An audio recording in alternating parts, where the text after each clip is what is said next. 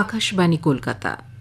জেলার চিঠি উত্তর ২৪ পরগনা থেকে লিখেছেন আমাদের সংবাদদাতা পল্লব ঘোষ। ১৯৫৭ সালের ১০ই জুলাই দেশে প্রথম কৃত্রিম প্রজননের মাধ্যমে মৎস্য চাষ হয়েছিল। সেই দিনটিকে স্মরণ করে ১০ই জুলাই দেশজুড়ে জাতীয় মৎস্য চাষী দিবস পালিত হয়। উত্তর ২৪ পরগনার ব্যারাকপুরে কেন্দ্রীয় অন্তর্দেশীয় মৎস্য গবেষণা কেন্দ্রে সিপ্রিতে জাতীয় মৎস্য চাষী দিবস উপলক্ষে অনুষ্ঠানের আয়োজন করা হয়। প্রতিষ্ঠানের অধিকর্তা ড বসন্ত কুমার দাস, কেন্দ্রীয় শিক্ষা প্রতিমন্ত্রী ড সুকান্ত মজুমদার, কেন্দ্রীয় অন্তর্দেশীয় মৎস্য গবেষণা কেন্দ্রে অর্থাৎ সিপ্রিত মুম্বাইয়ের প্রাক্তন উপাচার্য ড রবিশঙ্কর সিএন অনুষ্ঠানে উপস্থিত ছিলেন।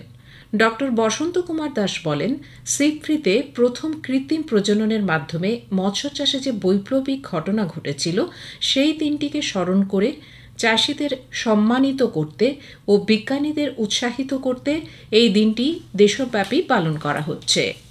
মৎস্য উৎপাদনে বিশ্বের মধ্যে ভারত দ্বিতীয়।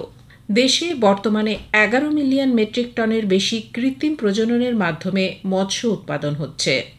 কেন্দ্রীয় শিক্ষা প্রতিমন্ত্রী সুকান্ত মজুমদার বলেন, মৎস্য চাষীদের অর্থনৈতিক লাভের উদ্দেশ্যে সিপ্রি নিরন্তর কাজ করে চলেছে।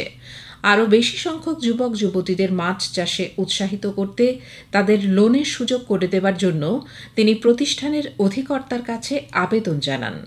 পাশাপাশি রাজ্যের চাষিদের লাভের জন্য রাজ্য সরকারের কাছে প্রধানমন্ত্রী মৎস্য সম্পদ যোজনায় অংশগ্রহণের জন্য আবেদন জানান। এদিন মাছ চাষে উল্লেখযোগ্য অবদানের জন্য দেশের ১৬ জন মাছ চাষিকে পুরস্কৃত করা হয়।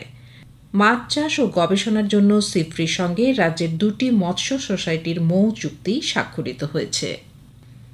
ইলিশ মাছ সংরক্ষণ সম্পর্কে মৎস্যজীবী সহ সাধারণ মানুষকে সচেতন করতে ও ইলিশের বিভিন্ন পদের স্বাদ আস্বাদনের সুযোগ করে দিতে উত্তর ২৪ পরগনার ব্যারাকপুরে কেন্দ্রীয় অন্তর্দেশীয় মৎস্য গবেষণা কেন্দ্রে ৩ দিনের ইলিশ উৎসবের আয়োজন করা হয়েছে।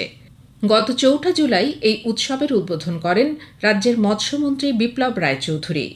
ইলিশ মাছ নিয়ে সিপ্রি যা গবেষণা করছে সেই সম্পর্কে সাধারণ মানুষকে অবহিত করার পাশাপাশি ইলিশ মাছ সংরক্ষণ সহ সঠিক পদ্ধতিতে মাছ ধরার বিষয়ে মৎস্যজীবীদের জানানো হয়।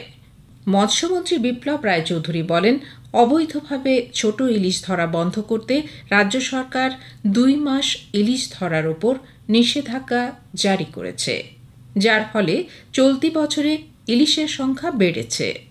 নিষেধাজ্ঞা বাড়িয়ে আগামী দিনে ৩ মাস করার পরিকল্পনা রয়েছে বলে মৎস্যমন্ত্রী জানান। অপারেশন সিঁদুরে ভারতীয় সেনাবাহিনীর পরাক্রমকে কুর্নিশ জানিয়ে দেশের সুরক্ষা ও নিরাপত্তায় তাদের অবদানকে সম্মান জানিয়ে গত ২২ জুন বিধায়ক সুব্রত ঠাকুরের উদ্যোগে গাইঘাটায় তিরঙ্গা যাত্রার আয়োজন করা হয়।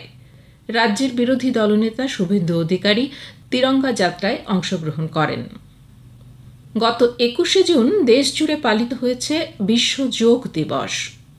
এই উপলক্ষে কেন্দ্রীয় শিক্ষা প্রতিমন্ত্রী সুকান্ত মজুমদার সল্টলেকের ন্যাশনাল ইনস্টিটিউট অফ হোমিওপ্যাথিতে যোগ দিবসের অনুষ্ঠানে যোগ দেন, যোগ চর্চাও করেন।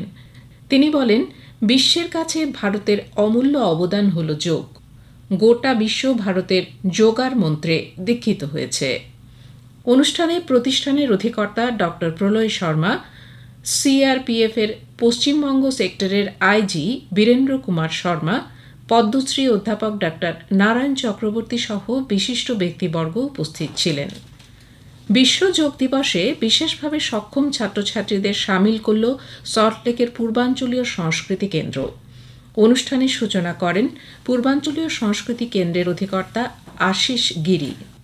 অংশগ্রহণকারীরা সকলেই এক বিশ্ব এক স্বাস্থ্য নিয়ে প্রধানমন্ত্রীর বার্তা শোনেন।